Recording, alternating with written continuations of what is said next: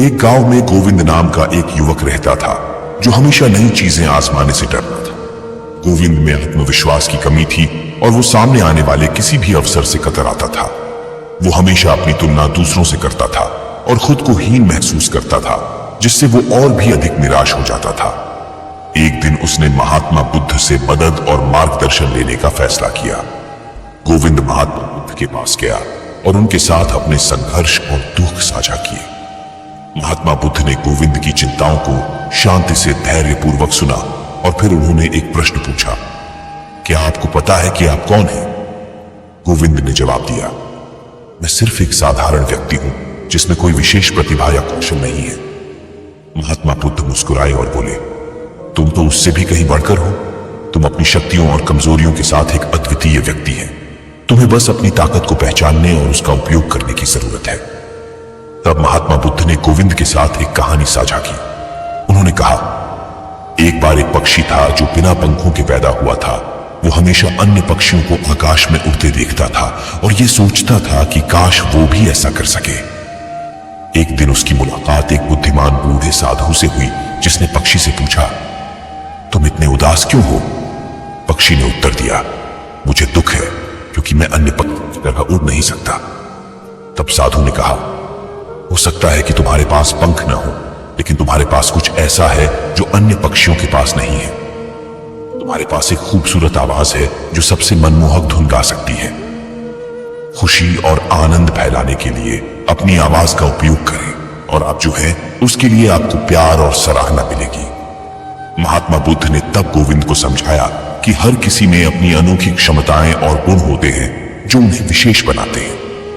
उन्होंने गोविंद से कहा कि वो अपनी कमजोरियों के बजाय अपनी ताकत पर ध्यान दें। उन्होंने गोविंद को दूसरों से अपनी तुलना करना बंद करने और अपने लिए यथार्थवादी लक्ष्य निर्धारित करने की भी सलाह दी।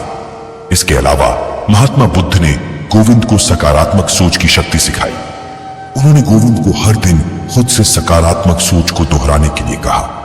महात्मा बुद्ध द्वारा गोविंद के साथ साझा की गई सकारात्मक सोच के कुछ उदाहरण कुछ इस तरह थे, मुझे अपनी क्षमताओं पर भरोसा है, मुझे सही निर्णय लेने के लिए खुद पर भरोसा है, मैं अपने लक्ष्य हासिल करने में सक्षम हूं। महात्मा बुद्ध ने गोविंद को अपने लक्ष्य की ओर छोटे छोटे कदम उठाने का महत्व भी सिखाया।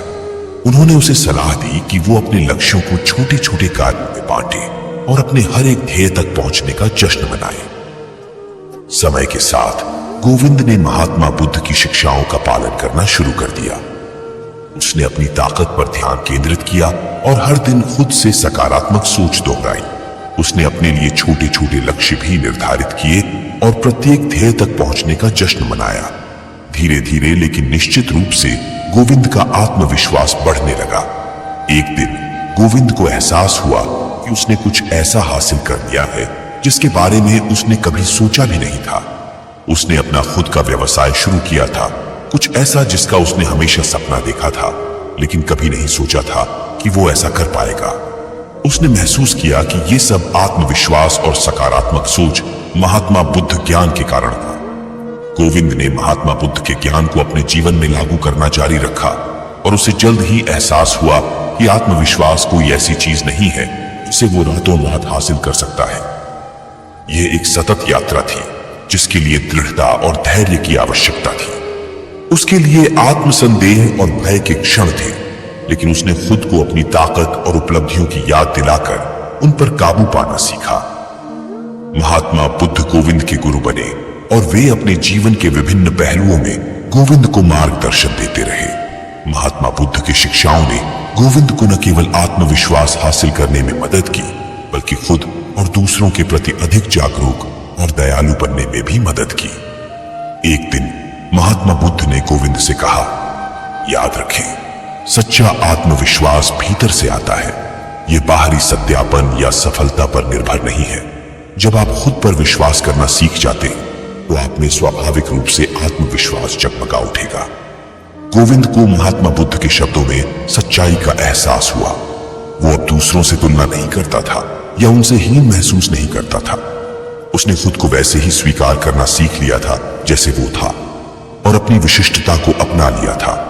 साल बीतते गए और गोविंद एक सफल व्यवसायी बन गया और और अपने आत्मविश्वास और आत्मविश्वास की कहानी से दूसरों को प्रेरित करने लगा।